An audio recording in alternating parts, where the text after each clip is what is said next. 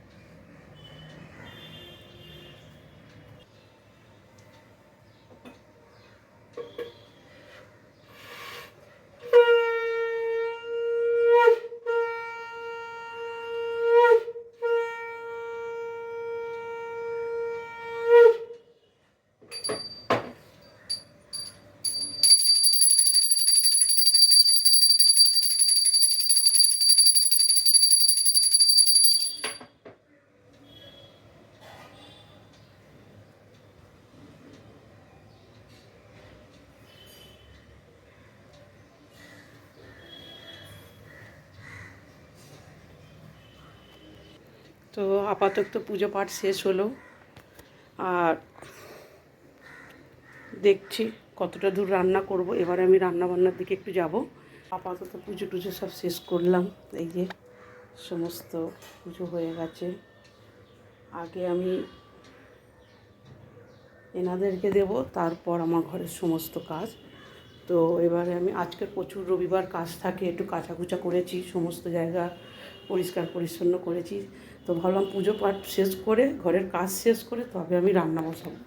তো দেখো আমি মাছ জলে ভিজিয়ে রেখেছি।